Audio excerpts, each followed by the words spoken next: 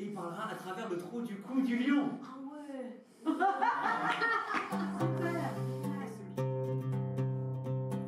Nous avons décidé de travailler sur Le Songe d'une nuit d'été de William Shakespeare parce que c'est une pièce extrêmement inventive, extrêmement riche, avec de multiples possibilités, puisqu'il y a 3 univers différents dans la pièce.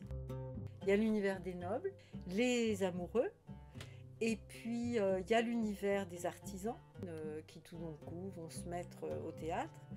C'est ça qui est d'une drôlerie sans nom. Et puis il y a le monde des fées, des elfes.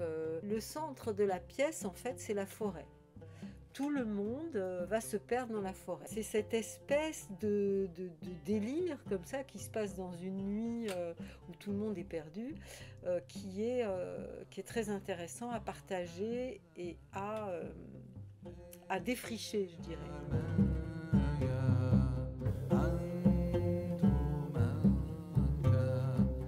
Quand on a commencé à travailler sur la distribution, sur l'idée même de la pièce, on travaillait avec des élèves qu'on connaissait déjà, parce qu'on les avait eus l'an dernier lors de leur première année, et qu'on vient de passer toute la première partie de l'année avec eux à travailler sur Tchekhov.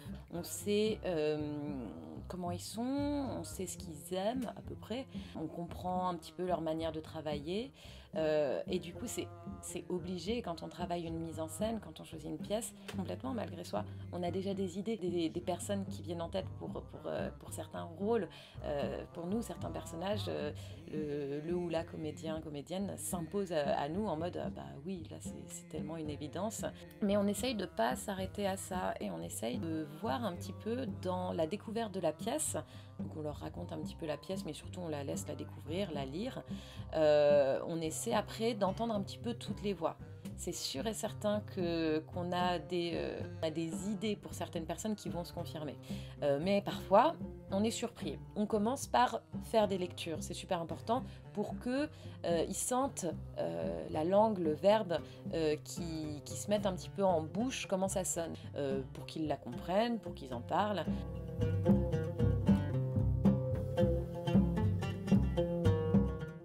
Et au fur et à mesure des lectures, on a entendu certaines voix incarner certains personnages.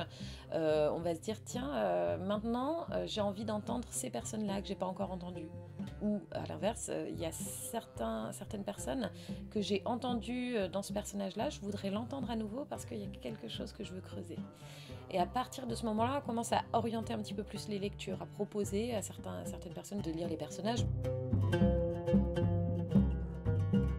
À partir de ce moment-là, on a quand même entendu plusieurs interprétations par plusieurs interprètes différents. On commence à avoir les idées un petit peu plus claires et à essayer de mettre en place la distribution tout en gardant en tête que même si c'est pas un impératif, il faut que tous les interprètes aient à peu près des personnages ou des bouts de personnages avec la même taille de partition pour qu'ils aient chacun des choses à défendre, des choses qui soient intéressantes à interpréter. Et c'est tout un jeu d'harmonie parce qu'il y a énormément de personnages qui sont énormément là dans la première partie, énormément là dans la deuxième partie. C'est là où c'est un petit peu compliqué, surtout dans les pièces de Shakespeare, où il y a beaucoup de scènes collectives, beaucoup de personnages qui n'apparaissent qu'un petit bout par-ci, un petit bout par-là.